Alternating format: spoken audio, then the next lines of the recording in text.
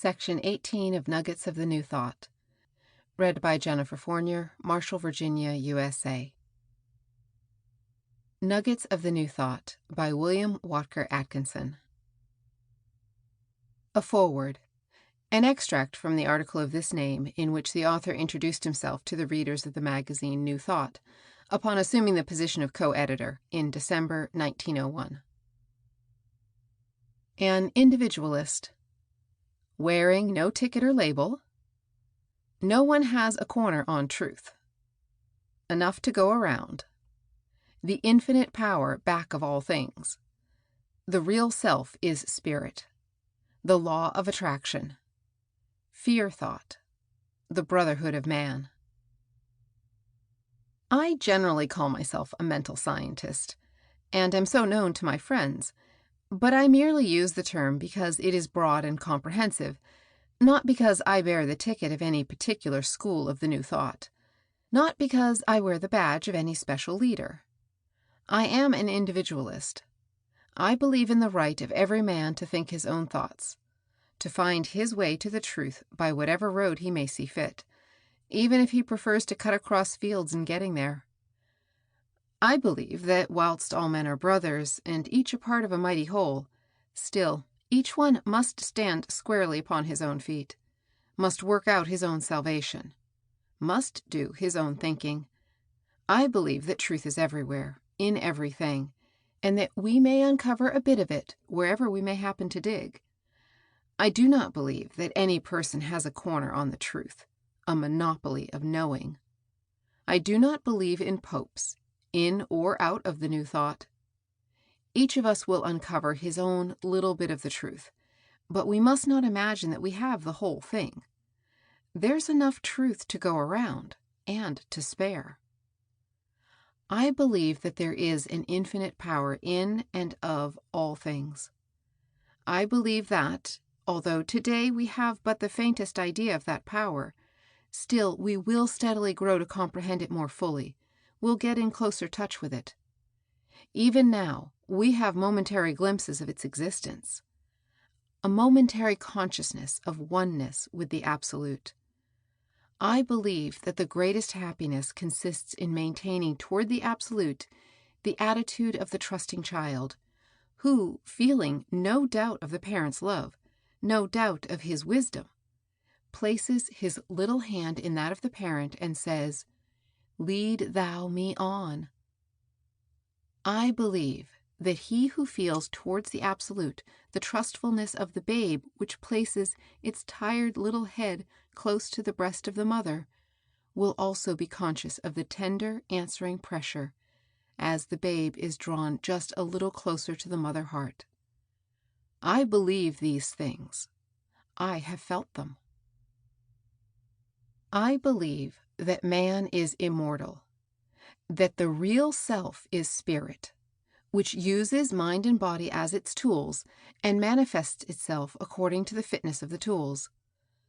I believe that man is rapidly growing into a new plane of consciousness, in which he will know himself as he is, will recognize the I am, the something within. Many are having glimpses of the truth every day. The first glimpses of the light of the great dawn are even now being perceived by those who are awake and watching. I believe that the mind of man contains the greatest of all forces, that thought is one of the greatest manifestations of energy. I believe that the man who understands the use of thought force can make of himself practically what he will. I believe that not only is one's body subject to the control of the mind, but that also one may change environment, luck, circumstances, by positive thought taking the place of negative.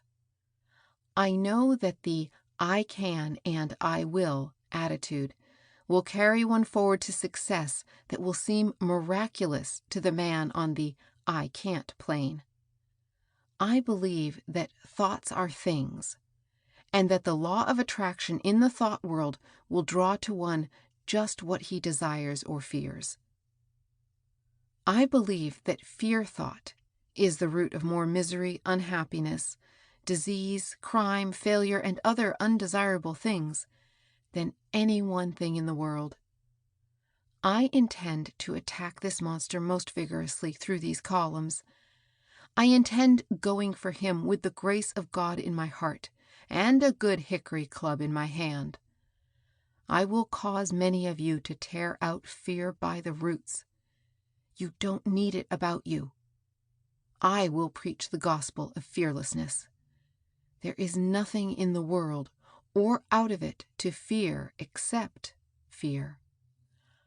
I will also preach the gospel of backbone to you, will insist upon your inserting a steel rod vertebra in the place of that India rubber affair that some of you are carrying around with you. You doubt this, do you?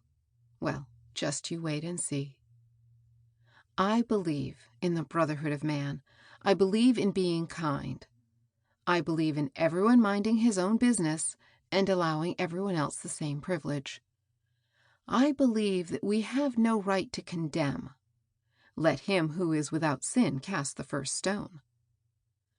I believe that he who hates is an assassin, that he who covets is a thief, that he who lusts is an adulterer, that the gist of a crime is in its desire. Seeing this, looking into our own hearts, how can we condemn? I believe that evil is but ignorance. I believe that to know all is to forgive all. I believe that there is good in every man. Let us help him to manifest it.